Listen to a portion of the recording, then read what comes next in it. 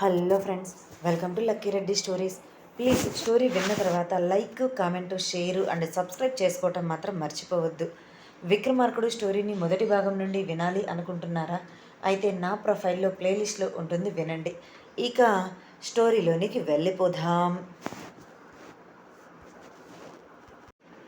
విక్రమార్క, కౌటిల్య ఇద్దరు మాట్లాడుకుంటూ ఉన్నప్పుడు మధ్యలో చారి రూమ్ లోపలికి వచ్చి వాళ్ళని కదిలించాలి అని తొంగి చూశాడు. కానీ వాళ్ళు డీప్ డిస్కషన్లో ఉండి చుట్టూ ఉన్న వాళ్ళని కూడా పట్టించుకునే సిచ్యువేషన్లో లేరు అని చారి అర్థం చేసుకుని వాళ్ళిద్దరిని కదిలించకుండానే బయటకు వెళ్ళిపోయాడు. అంతా బాగానే ఉంది. ఇక పైన నీ గురించి హిరణ్య బ్లాగ్ రిలీజ్ చేయదు అని చాలా కాన్ఫిడెంట్గా చెప్తున్నావు. మరి ఇంతకుముందు నీ గురించి తను ఎందుకు బ్లాగ్ రిలీజ్ చేసింది అని డౌట్గా అడిగాడు కౌటిల్య. కోపం, నా మీద పగ, నా మీద పగ తీర్చుకోవటానికే అని సింపుల్గా నవ్వుతూ చెప్పాడు విక్రమార్క. ఏంటి, నువ్వేం మాట్లాడుతున్నావు అని ఆశ్చర్యంగా అడిగాడు కౌటిల్య. రేయ్, తనని నేనేమైనా సాదరంగా ఆహ్వానంగా పూల పల్లకిలో పెట్టి తీసుకొని నా ఇంటికి వచ్చానా ఏంటి? వాళ్ళ ఫ్యామిలీ వాళ్ళందరికీ గన్ను గురిపెట్టి అంతకు మించి ఇద్దరిని కాల్చి వాళ్ళని హాస్పిటల్ పాలు చేసి తనకు ఇష్టం లేకుండా బలవంతంగా, తనకు నేనెవరో తెలియకుండా తనని నేను బలవంతంగా నా ఇంటికి తీసుకొని వచ్చానురా. అటువంటప్పుడు ఇలాంటి చిన్న చిన్న ఇన్సిడెంట్స్ కూడా జరగకుండా ఎలా ఉంటాయి? మామూలుగా వేరే ఏ ఆడపిల్ల అయినా సరే నన్ను చూసి భయపడుతుంది, నేను చెప్పినట్లే వినేది. కానీ అక్కడ ఉన్నది నా మేడం కదా, అందుకే నాకు ఎదురు తిరిగింది అంటూ తను హిరణ్యని ఏ విధంగా తీసుకొని వచ్చిన తర్వాత జరిగిన సిచ్యువేషన్, ఆ తర్వాత హిరణ్య తనతో ఏ విధంగా ఛాలెంజ్ చేసింది, నీ పతనం నేను చూస్తాను అంటూ ఏ విధంగా చెప్పింది, ఆ తర్వాత వాళ్ళిద్దరి మధ్య మొదలైన చిన్న చిన్న ప్రేమలు, అలా అన్నీ కూడా చెప్పాడు. చివరికి హిరణ్య ఏ విధంగా తన నిర్దోషిత్వాన్ని నిరూపించుకుంది, ఆ తర్వాత విక్రమార్కనే హిరణ్యని తన ఇంటి నుంచి ఆమెను పంపించటం, ఇలా ప్రతి ఒక్కటి కూడా జరిగినట్లుగా అన్నీ వివరంగా కౌటిల్యకి ఇప్పుడు చెప్పాడు విక్రమార్క. ఇంత జరిగిందా? కానీ ఇప్పటి వరకు నాకు ఈ విషయం తెలియనే లేదు తెలుసా? నిజంగా నువ్వు ఇలాంటి పని చేస్తావు అని నేను అస్సలు ఊహించలేదురా. హిరణ్య నీ విషయంలో ఇలాంటి పని చేయటంలో తప్పే లేదు. నేను మాత్రం ఈ విషయంలో హిరణ్యకే సపోర్ట్ చేస్తానురా. నీకు మాత్రం అస్సలు సపోర్టు చెయ్యను అని అన్నాడు కౌటిల్య. నీ సపోర్టు కోసం అక్కడ నా మేడం ఏమీ పరితపించటం లేదులే, ఓ సపోర్టు చేస్తాడంట అని వెటకారంగా అన్నాడు విక్రమార్క. తను సపోర్టు కోసం ఎదురు చూసేది అయితే ఎప్పుడో నీ నుంచి బయటకు వచ్చిన మరుక్షణమే నీ గురించి బయట అందరికీ చెప్పి నిన్ను నడిమి రోడ్డు మీదకు తీసుకుని వచ్చి నిలబెట్టేదిరా. ఆడపిల్లకు ఏదైనా అన్యాయం జరిగింది అంటే మహిళా సంఘాలు ఎన్ని లేవు, వాటన్నింటినీ కూడా తీసుకొని వచ్చి నీ ఇంటి ముందే ధర్నా చేసేది. కానీ తను అలా చెయ్యలేదురా, ఒంటరిగానే నీతో పోరాడుతుంది. నిజంగా షీ ఈజ్ గ్రేట్ అని అన్నాడు కౌటిల్య. అందుకే తను నాకు నచ్చింది అని హిరణ్యని ఊహించుకుంటూ అన్నాడు విక్రమార్క. అంతా బాగానే ఉందిరా, కానీ భార్గవ్ చనిపోయాడు అని అప్పుడు నాతో నువ్వే చెప్పి బాధపడ్డావు. మరి ఇప్పుడు భార్గవ్ హిరణ్య దగ్గరకు ఎలా వచ్చాడు? అసలు వాళ్ళిద్దరూ ఎలా కలుసుకున్నారు అని అడిగాడు కౌటిల్య. రేయ్, ఏం జరిగింది అనేది నాకే ఇంకా క్లారిటీగా తెలియటం లేదురా. తెలుసుకోవాలి అనుకుంటే నేను జస్ట్ 10 నిమిషాల్లో తెలుసుకోగలను. కానీ ఎందుకో అసలు వాళ్ళిద్దరూ ఎలా కలిశారు అనేది నా మేడం నోటి నుంచే వినాలి అనుకుంటున్నాను. అందుకే నేను నా సోర్స్ ద్వారా తెలుసుకోకుండా సైలెంట్గా ఉన్నాను. ఇంకా అంతకు మించి నేను తెలుసుకోవలసిన ఇన్ఫర్మేషన్ ఏంటి అంటే, ఇంటిలో ఆనంది ఇద్దరు కూడా తన కొడుకు భార్గవ్ చనిపోయాడు అని ఇంట్లో ఉన్న అందరికీ చెప్పి ఎందుకు నమ్మించారు, అలా చెప్పాల్సిన సిచ్యువేషన్ వాళ్ళకు ఎందుకు వచ్చింది, ఆ విషయాన్ని ఫస్ట్ నేను తెలుసుకోవాలరా. ఆ తర్వాత హిరణ్య దగ్గరకు భార్గవ్ ఎలా వెళ్ళాడు అనేది మనకు ఈజీగానే అర్థమైపోతుంది అనుకో అని అన్నాడు విక్రమార్క. అది కూడా కరెక్టే. కానీ కన్న కొడుకు చనిపోయాడు అని ఎలా చెప్పగలిగారా?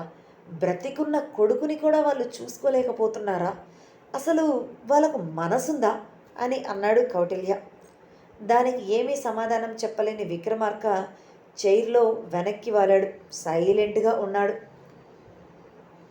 సర్లేరా, ఇక నేను బయలుదేరుతాను. ఇప్పటికే నేను వచ్చి చాలా టైం అయింది అని అప్పుడు గడియారం వైపు చూస్తే అర్ధరాత్రి 12 గంటలు చూపించింది. రేయ్, టైం అప్పుడే 12 గంటలు అయిపోయిందిరా. అసలు టైం కూడా చూసుకోలేదు. నీతో మాట్లాడుతూ అంతే ఉండిపోయాను అని అంటూ చైర్లో నుంచి పైకి లేచి అన్నాడు కౌటిల్య. రేయ్, ఎలాగూ అర్ధరాత్రి అయ్యింది కదా, సిట్టింగ్ వేద్దామా అని విక్రమార్క అడగటంతో కాదు అని కౌటిల్య చెప్పలేకపోయాడు. అలా ఇద్దరూ కూడా లోపలే మందు తాగుతూ ఉండిపోయారు. వాళ్ళకు స్పెషల్గా అక్కడ రూమ్లో ఫ్రిడ్జ్లో మందు బాటిల్స్ ఉండటంతో బయట ఉన్న చారీ మాత్రం ఎప్పుడెప్పుడు విక్రమార్క గారు బయటకు వస్తారా అని బయటే విక్రమార్క కోసం ఎదురు చూస్తూ చూస్తూ అలానే చైర్లోనే కూర్చొని కునికిపాట్లు పడుతూ ఉన్నాడు. అలా విక్రమార్క కౌటిల్య ఇద్దరూ కూడా మందు తాగి ఆ క్యాబిన్లోనే ఉన్న విక్రమార్క స్పెషల్ రూమ్లోనికి వెళ్ళి బెడ్ మీద పడుకొని నిద్రపోయారు. ఆఫీస్ నుంచి ఇంటికి వచ్చిన హిరణ్య తన కోసం విక్రమార్క వస్తాడు ఏమో అని ఎదురు చూసింది. కానీ ఎంత ఎదురు చూసినా కూడా విక్రమార్క ఇంటికి రాకపోయేసరికి ఇక రారేమో అని అనుకుంటూ డైలీ రొటీన్గా తన పని తాను చేసుకుని బాబుని జాగ్రత్తగా చూసుకుంటూ టాబ్లెట్స్ ఇచ్చి నిద్రపుచ్చింది. ఆ తర్వాత విక్రమార్క గురించి తనకు తెలియనివి కొత్త విషయాలు మరింత ఇన్ఫర్మేషన్ గ్యాదర్ చేయాలి అని అనుకుంది. కానీ ఎందుకో ఆ క్షణం తన మనసు వద్దు అని చెప్పటంతో విక్రమార్క గురించి ఎటువంటి సెర్చింగ్ చెయ్యలేదు. అలా చెయ్యాలి అనుకున్నది కూడా ఆగిపోయి బాబు పక్కకు వెళ్ళి పడుకొని నిద్రపోయింది. అలానే తెల్లవారింది. అప్పుడైనా విక్రమార్క కనిపిస్తాడు ఏమో అని చుట్టూ చూసింది. కానీ కనిపించలేదు. తనకు విచిత్రంగా అనిపించిన విషయం ఏమిటి అంటే విక్రమార్క లేకపోయినా కూడా తన సెక్యూరిటీ కోసం ఖచ్చితంగా చారీని అయినా తన ఇంటి దగ్గర ఉంచుతాడు విక్రమార్క. కానీ ఇప్పుడు చారీ కూడా తన ఇంటి ముందు కనిపించకపోవటంతో వీళ్ళు ఎక్కడికి వెళ్ళారబ్బా అన్న ఆలోచనలో పడింది. హిరణ్య ఉదయం లేచిన తర్వాత కూడా వాళ్ళు కనిపించకపోవటంతో నన్ను పట్టించుకోకూడదు అని నా గురించి వదిలేసి నన్ను వెళ్ళిపోయారా అని ఒక్క క్షణం మనసులో ఆమెకు బాధగా అనిపించింది. కానీ ఆ మరుక్షణం అయినా వాళ్ళ గురించి నేనెందుకు ఇంతగా ఆలోచిస్తున్నాను, వాళ్ళు నన్ను పట్టించుకోకపోవటమే కదా నాకు కావాల్సింది, ఇక వాళ్ళ గురించి నేను ఆలోచించకూడదు అని అనుకొని తను రెడీ అయ్యి ఆఫీస్కి వెళ్ళిపోయింది. ఉదయం 6 గంటలకి నిద్రలేచిన విక్రమార్క పక్కన చూస్తే కౌటిల్య చిన్న పిల్లవాడిలా పడుకొని ఉండటం చూసి నవ్వుకుంటూ రేయ్ కన్నా అంటూ కౌటిల్యను నిద్రలేపాడు. కాసేపు పడుకోనిరా బాబు అంటూ కౌటిల్య మరోవైపుకు తిరిగి పడుకున్నాడు. సర్లే పడుకో అని విక్రమార్క కౌటిల్యను డిస్టర్బ్ చేయకుండా తను లేచి ఫ్రెష్ అయ్యి క్యాబిన్ నుంచి బయటకు వచ్చి చూశాడు విక్రమార్క. బయట చైర్లోనే కూర్చొని పడుకొని నిద్రపోతున్న చారీ కనిపించటంతో అబ్బా, ఈ కౌటిల్య నా పక్కన ఉండటంతో చారీ నా కోసం వెయిట్ చేస్తూ బయటే ఉంటాడు అన్న విషయాన్ని మర్చిపోయానే. వీడు నైట్ అంతా పాపం నా కోసం ఎదురు చూస్తూ ఇక్కడే చైర్లో పడుకొని ఉన్నట్లుగా ఉన్నాడు అని మనసులో అనుకొని పైకి మాత్రం చారీ అని గంభీరంగా పిలిచాడు. మనసులో ప్రేమ ఉంది, కానీ బయటికి మాత్రం ఆ ప్రేమ కోపం రూపంలోనే వస్తుంది విక్రమార్కకి. చారీ ఉలిక్కిపడి నిద్రలేచి సార్ అంటూ విక్రమార్క ఎదురుగా వచ్చి నిలబడ్డాడు. నువ్వు గెస్ట్ హౌస్కి వెళ్ళి అక్కడ ఆ వీధి రౌడీల సిచ్యువేషన్ ఏంటో తెలుసుకో. అలానే నువ్వు కూడా ఫ్రెష్ అయ్యి టిఫిన్ తిని ఆఫీస్కి త్వరగా రా అని ఆర్డర్ వేశాడు విక్రమార్క. ఓకే సార్, నేను ఎంత త్వరగా వీలైతే అంత త్వరగా తిరిగి ఆఫీస్కి వస్తాను అని చెప్పి చారీ గెస్ట్ హౌస్కి వెళ్ళిపోయాడు. విక్రమార్క అక్కడే ఫ్రెష్ అయ్యి టిఫిన్ తెప్పించుకొని తను తిని తను వర్క్ చేసుకుంటూ ఉండిపోయాడు. 8 గంటల టైంలో తీరిగ్గా నిద్రలేచి పక్కన చూసిన కౌటిల్యకి విక్రమార్క కనిపించకపోవటంతో అప్పుడే వీడు నిద్రలేచేశాడా అని ఆవలించుకుంటూ బెడ్ దిగి విక్రమార్క క్యాబిన్ లోపలికి వచ్చి ఏంట్రా అప్పుడే నిద్ర లేచేశావు అని అడిగాడు కౌటిల్య. కౌటిల్య అడిగిన క్వశ్చన్కి విక్రమార్క ఆన్సర్ చెప్పకుండా, తమరు త్వరగా ఫ్రెష్ అయ్యి ఇదిగో ఈ టిఫిన్ తిని ఇక్కడి నుంచి మర్యాదగా దొబ్బేయండి అని చాలా మర్యాదగా నువ్వు వెళ్ళిపో అని చెప్పాడు విక్రమార్క. అప్పుడే ఒళ్ళు విరుచుకుంటూ ఉన్న కౌటిల్య విక్రమార్క మాటకి ఒక్కసారిగా ఉలిక్కిపడి, రేయ్, ఏం మాట్లాడుతున్నావురా? నేను నీ బెస్ట్ ఫ్రెండ్ని. నన్నే నువ్వు ఇక్కడి నుంచి వెళ్ళిపో అని ముఖం మీదే చెప్తున్నావా అని నాటకీయంగా అన్నాడు కౌటిల్య. చాలు చాలు, నువ్వు నీ నాటకాలు మూసుకొని ఇక్కడి నుంచి పో, నాకు చాలా వర్క్ ఉంది అని విక్రమార్క అనటంతో, పోతానురా పోతాను అని అంటూ విక్రమార్క దగ్గరగా వచ్చి అతడి జుట్టు పీకేసి మరలా విక్రమార్క లోపల స్పెషల్ రూమ్లోనికి వెళ్ళిపోయాడు కౌటిల్య. విక్రమార్క నవ్వుకుంటూ తన హెయిర్ సెట్ చేసుకుని కౌటిల్య వెళ్ళిన వైపే చూశాడు. మరో 30 నిమిషాల్లో కౌటిల్య రెడీ అయ్యి, సరేరా ఇక బాయ్, నేను వెళ్తున్నాను అని చెప్పి బయలుదేరుతుంటే విక్రమార్క ఒకే ఒక్క చూపు కౌటిల్య వైపు చూశాడు. ఆ చూపులో ఉన్న అర్థమేంటో కౌటిల్యకు తెలిసి మనసులోనే విక్రమార్కను తిట్టుకుంటూ అప్పుడు అతను టిఫిన్ తిని విక్రమార్కతో మరో 10 నిమిషాలు మాట్లాడి అక్కడి నుంచి వెళ్ళిపోయాడు. వచ్చేటప్పుడు ఎలా అయితే దర్జాగా ఆ ఆఫీస్లోనికి వచ్చాడో వెళ్ళేటప్పుడు కూడా అలానే దర్జాగానే వెళ్ళిపోయాడు. ఇక విక్రమార్క సీరియస్గా తన వర్క్లో లీనమైపోయాడు. విక్రమార్క వరల్డ్ నుంచి బయటికి వచ్చిన కౌటిల్యకి తన కంపెనీకి వెళ్ళాలి అని మనసులో అనిపించింది.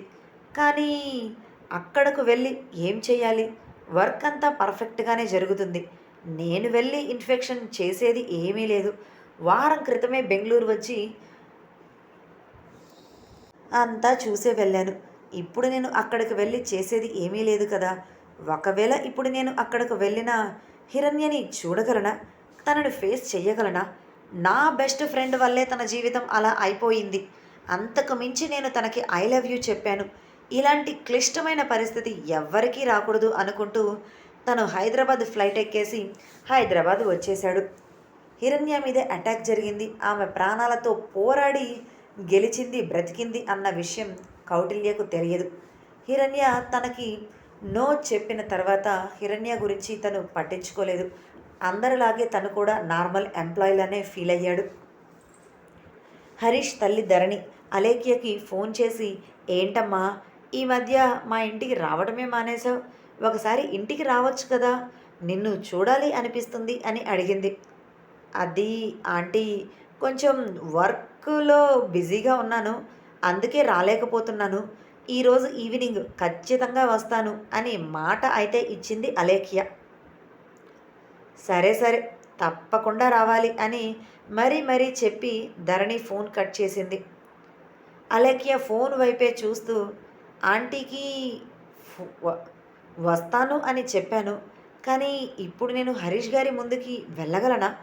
నా మనసులో ఉన్న ప్రేమ విషయం గురించి అయితే హరీష్ గారికి చెప్పడం అయితే చెప్పేశాను.